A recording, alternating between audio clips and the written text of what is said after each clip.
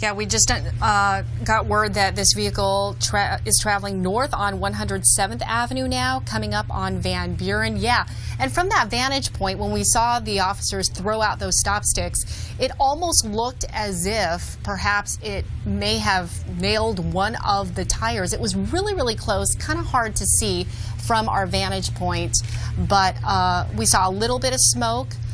This vehicle will be coming up actually coming up at a stop at this intersection. Okay, and now I want you to watch carefully if you're watching this at home. We're on a 7-second delay. The driver is getting out and is going to attempt to carjack a second vehicle. And it looks like he's... The door is open. Yep, they're pulling the driver out, and Andy, sure enough, he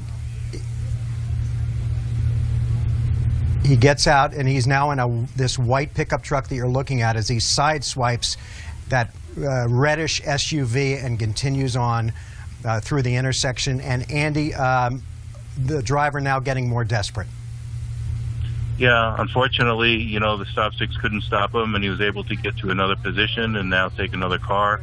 He's showing that he's actually has no regard for other people's safety or life, and he's become a real danger to the public. So law enforcement's going to look for an opportunity as safe as they can do to try and take him away.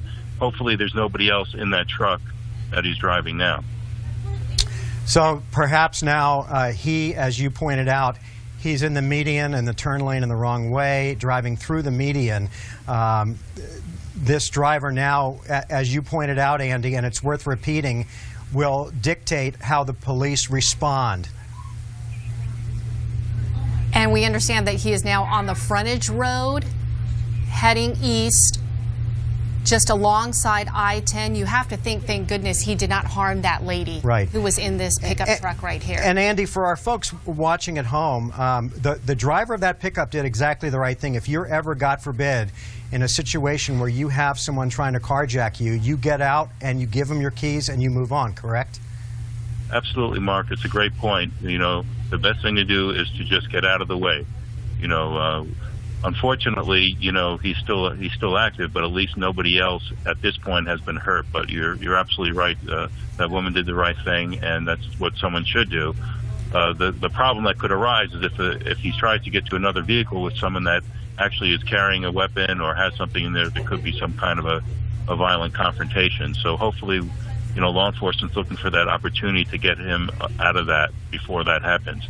And the actions of the suspect will dictate what the police do now. And so now, as we watch this driver, who's now has gone from an Audi to this white pickup, becoming more aggressive, committing a carjacking or a truckjacking in this case, driving erratically, will that change the tactics? You say he's forcing the Phoenix Police's hand almost.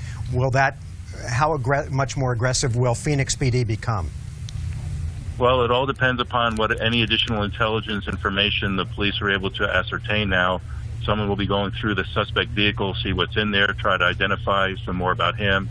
Hopefully, if there were any other weapons that they may have been left in that vehicle, but we don't know what's in the truck that he hijacked either. But hopefully the person that was in that truck didn't have a weapon there. The truck, the white truck you see there, the pickup, is now heading south, has gotten off the freeway, and we're either on 43rd or 35th Avenue, and this is how this chase started. And Andy, if you're the driver of this truck getting on a surface street, is this a bad move? Well, by the way, we're talking with Andy Hill, formerly with Phoenix PD. He's on 35th Avenue and heading south. Go ahead, Andy. Sorry to interrupt you. Yeah, it's any move. As long as this guy is still moving in a vehicle, it's a bad move because there's just so many different things that can happen. Now, right now is an opportunity where someone may try and get involved, and innocent people need to stay away because law enforcement may go after him if they're close enough. If not, then they won't. But they're waiting for an opportunity where they can actually box him in, and then he won't be able to get out. And because of his actions, he's been threatening, you know, with his horrible driving and kidnapping in essence, and hijacking. It may not have a good ending.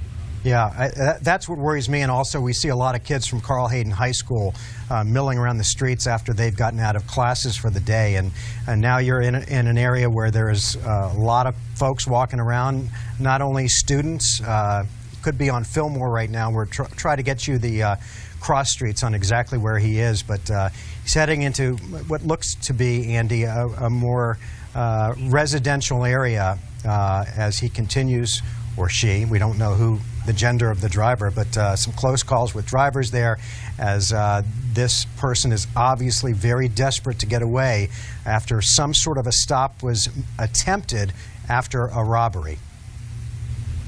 And it's so scary when you're going through the residential area. Obviously, the speed limit around there is about 35 miles an hour. You don't know if there's going to be pedestrians going, crossing the street or what have you. But now he's going to get back on Van Buren. So obviously, a major road here. He's going to be coming up on a major, busy intersection. And going the wrong way, I might add, through that intersection, which has disaster written all over it. Just past 35th Avenue on Van Buren, narrowly missing vehicles right there at that intersection. Not a lot of cars right now, though, where he is headed on Van Buren. In a good way, this is a good thing that there aren't too many cars around him, but now he's turning right again back into a residential area, which this obviously is so scary because, again, you see people walking right there. They could easily get hit if they're not paying attention, or we think that maybe perhaps he may be getting out of this vehicle. Let's see what he does. Slowing down for a second, but our producers are informing us that he's going to speed back up and not get out of the truck.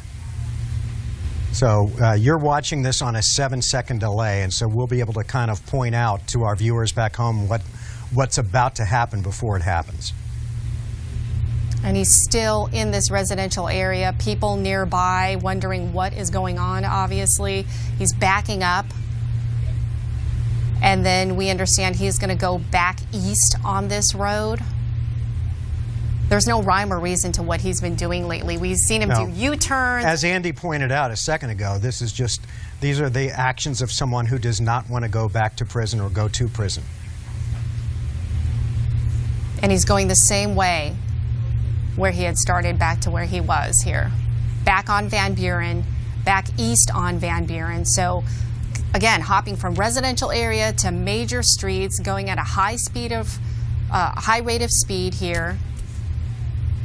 And Andy, from past pursuits, once the details start coming out and they ask the question, why did you run? What were you doing? What were you thinking about? They say, I was calling my wife, I was calling my girlfriend, my parents to say goodbye because they know this is going to come to an end. Can you elaborate on that a little bit about what goes on during these chases in the mind of the person driving? Well, they're in their mind. They know that they're going to get caught, as they always do. None of them ever really get away.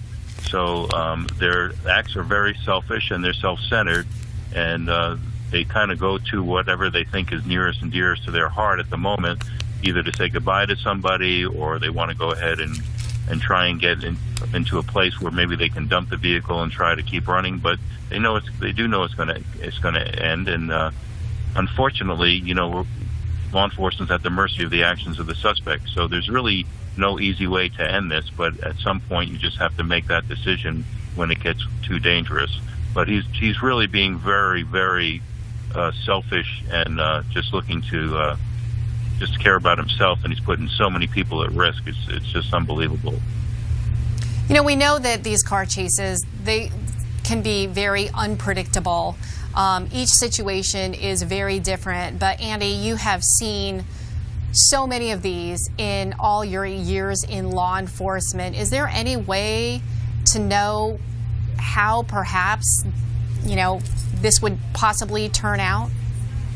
Driving there isn't. On the median, on the frontage road to I-17, and you can see, as Andy pointed out, Tram, just no regard for people around him or putting others in danger. Yeah, there's no way to predict what's happened because we really don't know what happened prior to this with all the crimes. Did he point a gun at somebody at the robbery? Did he shoot at anybody? What's his personal history? All those things are intelligence things that are going to have to come out at some point, but it's hard to get all that information together right away. In the meantime, they have to try and stop the immediate action that's going on. So there's really, at some point we'll be able to understand it better, but there's no way to right now because we don't know exactly what's going on. Hopefully at this point law enforcement is getting some intelligence and information and that might help them to know when and where to try and take some other kind of action if they need to. And we're getting a closer look at the driver. Obviously, it is a man, and looks like he could be fiddling around with something, but traveling at a relatively high rate of speed. He's going east on McDowell, we understand. Still on the streets, though. This guy's been hopping from the streets onto I-10, back on the streets again, onto medians, onto oncoming traffic. It's amazing that this vehicle has not crashed into. Well, actually, we did. I take that back. He did crash after the carjacking. He did to try to get out of the box that he exactly was in near the intersection. And so I just want to confirm with our producers, we are going east on McDowell, which means he will be headed into the downtown Phoenix area shortly. Am I right? He's right at Grand and McDowell. So yeah, we're approaching the downtown Phoenix area. If he was apprehended. But now we've got our live shot back from Sky 12 showing you the vehicle that has still remained on city streets here, going at a high rate of speed and blowing through intersections. Let me just ask the control room if they can orient us so that we can orient our viewers whenever they can, because the shot was down for a while, so I don't want to give anyone any bad information. And they're still trying to figure out exactly where this vehicle, what street this guy is on as well, just because our chopper signal went down for a couple of minutes there. But again, we just saw somebody on the side of the road there, a pedestrian, narrowly being missed right there. Mm-hmm. And this is when it gets dicey. This is what Andy Hill was talking about. Mark, can I throw a point out here that just kind of came to mind as we're looking at some of this? Go ahead, Andy. Well, it just came to mind, if that first suspect that bailed out, if the police had that person in custody, that would probably give them some good intelligence information to identify who this other person is. And if the suspect keeps driving this way and is very dangerous, you might see law enforcement back up, because if they can identify who that person is, at some point they might want to consider not going ahead and making this a less dangerous situation, and then just taking their time and locating this person at their speed, at law enforcement speed. Okay, and not we're during told the speed of a pursuit. Andy, just let me interrupt for a second. We're 19th Avenue and Camelback, and Matt, is the driver on Camelback or on 19th Avenue? 19th Avenue heading north, so they just passed Camelback. Go ahead, Andy. I'm sorry.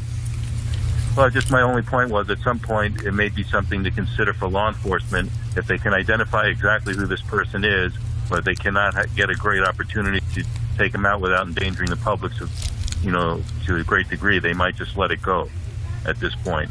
Right. And just kind of come back to it and maybe just trail at a distance. So it might be quite some time before they have that opportunity to get a hold of them. But it'll be helpful for them if they were able to get that other person and through intelligence just find out exactly who this driver is. So for those of you watching who say, why wouldn't police move in? Sometimes it's better to err on the side of caution, right? It is, especially if you've identified somebody. It kind of decelerates the tension, and if for a long period of time the suspect sees that he's not being followed and there's no attempts by law enforcement, at least the suspect's driving may slow down to the point where it's safe driving instead of just endangering everybody. And you have to think, Andy, that the fact that he's going alongside light rail here in the area of uptown Phoenix, we were just mentioning Camelback and 19th Avenue, the fact that this vehicle has been jumping in and out of the median, you hope that this vehicle doesn't put the passengers on the light rail in danger by, doing something foolish, obviously. I mean, he's going at a higher rate of speed here. He's speeding up, and this area obviously more congested. Yeah, he's not taking any slower driving tactics, so, law enforcement's got to keep their distance, but they've got to also stay, parallel or stay close enough to be able to move in if necessary. It's a very tough situation to be in. So it's almost And that's what. Look at the people in that crosswalk that he came close to hitting. Thank God he stopped and let them clear the intersection. But as he gets more and more desperate, what worries you is that in an effort to get away, he's not going to slow down. And that's exactly what Andy was just talking about. Is sometimes you want to, depending on whatever intelligence they got from the person who was in the car, who hopefully is in custody, and I would pass along that any intel that we can get from Phoenix PD or help that we can get about the person who bailed out would be greatly appreciated. That you want to back off so that this person doesn't put anybody in danger. This driver's now headed north, just crossing the intersection of 15th Avenue and Glendale.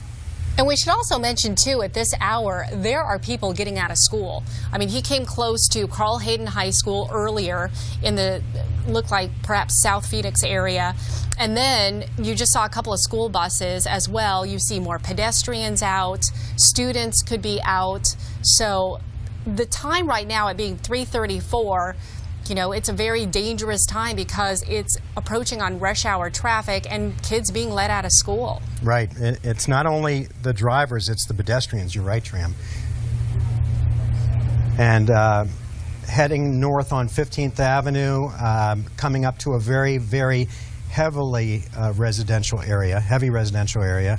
And this is where you worry about a pedestrian being hit, perhaps a hostage being taken. Kids playing in the streets. Right. All of that.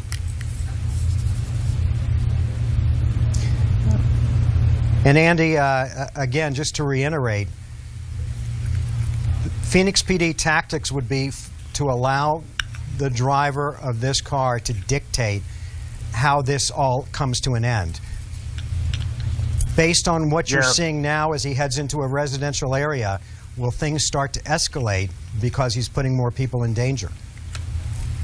You know, it's hard to say because there's just so many variables that go on at the same time. But the suspect's actions will continue to dictate the police response, and then at some point, you know, law enforcement's going to have to make a decision, or you know, to change their tactics. Right now, if they're continuing, if the tactic is to wait this person out and just stay and keep an eye on that person, keep your distance. Hopefully, they'll stop and give up. Perhaps there's something going on we don't know about. Maybe the suspect has a phone. Maybe law enforcement has already gotten the information from the other person who this is. Maybe they're trying to talk to that person, the suspect on the phone. I mean, we don't really know enough, but they're going to have to keep abreast of every single thing going on, and at some point, you know, make a decision how they're going to finish this if they need to, or they're just going to continue waiting. And then that's the constant moment-to-moment process that goes on. And Andy, if they are laying back a little bit to allow this to continue, would that say to you, based on your experience after years with Phoenix PD, that they have determined that this guy is extremely desperate and dangerous, and so it's better to let this sort of see how it plays out versus trying to force something? Yeah, sometimes that's in your favor. I mean, the risk is that, you know, something else happens and that might not have happened, but obviously at this point the actions of this suspect indicate that he's willing to, you know, cause damage, to put other people's lives at risk, and to take a hostage, to hold somebody at gunpoint, or to threaten their life. So you're dealing with, you know, the highest circumstances. On the side of the suspect giving up, if he hasn't hurt anybody at this point, he's much better off stopping now and just dealing with what comes forward, rather than putting his own life as well as everybody else's in danger. The driver just turned west on Dunlap and is coming up towards 19th Avenue. And we're being told from by our producers that he is now turning into an another extremely heavily residential area, and getting off of, I guess it's good, getting off of Dunlap. Yeah, but these residential areas are always so scary because you don't know if kids could be in the streets. You know, it's usually 35 miles an hour. You've got school buses letting these kids off. We saw this vehicle pass by a couple of school buses. Let's recap you on exactly what's been happening for at least an hour now. It's been over an hour that this vehicle started in the West Valley, and right now it's turning onto 19th Avenue North. And so this chase, it started in the West Valley. This guy went on streets, and then he proceeded to carjack another vehicle, which is the one that you're seeing right here, this white pickup truck. Luckily, the lady inside that truck, the driver, she was okay. She freely gave this person the truck to just take off in. That's when, as he was getting out, he swiped another vehicle trying to get out of the intersection here. And now this vehicle has gone on I-10 and back on the streets now through on Central Hatcher, Phoenix. Just to pass along to our viewers, eastbound on Hatcher. Not a lot of room in this area, I can tell you from experience, to maneuver. And our picture is frozen again. Yeah, okay, it's unfrozen. We're in good shape. And we understand this pickup truck will be coming up behind a school bus. And like we were saying, this is the time when kids are being let out of school. So again, very dangerous, not just to regular drivers trying to get home or get places, but obviously a lot of the school kids that are around the area. Andy, this has gone on for at least an hour and a half that we know of. Is he sort of coming up on the time limit that you give someone like this, or is there nothing set in stone? No, you can't give in to that it's been long enough, unless the actions of the suspect indicate that he's getting more dangerous or more likely to do something else, like trying and carjack another car. So you just have to be patient and wait, but the circumstances will dictate it, and they'll make the best possible decision that they can make, which of course is always going to be under question because there's so many variables. And we just passed Peoria, is what I'm being told. And again, the driver of this pickup has been leading police on a slow speed but dangerous chase, at times going through intersections, through traffic lights, through traffic signs, driving on the median, driving the wrong way. At least one carjacking that we know of. So we know, the one thing we can tell you is that this person is desperate, is dangerous, and is now headed, Matt, did you south on 15th Avenue, but we're being told that the driver will back up and start going the other way. Which is very familiar of what he has been doing for the past hour plus, is that he has been doing U-turns. He's been a number of times going one way and then literally putting it in reverse and going it the other way. Now he's back into what looks like to be residential area once again, trying to evade police, heading west on this road. It looks like it could be Mountain View Road, but again, going very fast in a residential area.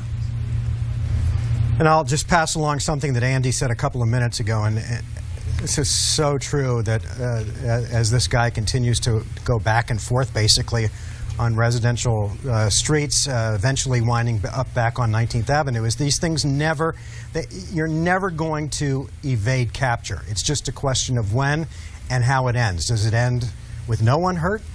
Does the driver get hurt? Does he, God forbid, hurt someone else in the process? But in the end, this driver will be caught and this chase will come to an end. And the longer it goes on, the more inevitable that becomes. And based on other chases that we've followed, he's already exceeded his time limit. So we'll see what happens as you watch this along with us as this chase continues to unfold.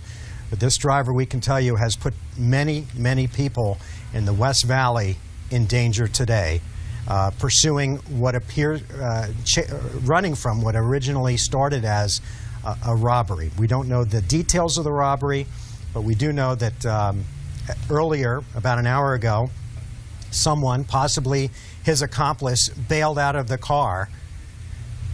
And one thing to note too, Mark, when you talk about putting people's lives in danger, it's actually kind of surprising as you watch this whole thing unfold, is that he hasn't hurt anyone just yet, considering the close calls that he's had with pedestrians right there in a residential area. He has driven by students near Carl Hayden High School as well. He didn't hurt the driver, the original driver of that pickup truck that he had carjacked, thank goodness. But now he's come to a stop. Okay, now you can see him motioning to someone or talking to someone in another vehicle. We're not quite sure what this entails, whether he's saying get out of the car. He's reversing. We don't know if these two people perhaps know each other or if they're strangers, but in a very odd fashion, once again, he's putting it into reverse. Who knows where he's going. Makes it doubly dangerous going down even a side street like this in reverse. You see apartment complexes nearby, residential homes right there, a pedestrian on the side of the road. He's managed to do that amazingly safely by not hurting anybody. And looks like there's an exchange of words between perhaps the pedestrian and the driver, and then he takes off once again. You have to wonder what he could be saying to these people.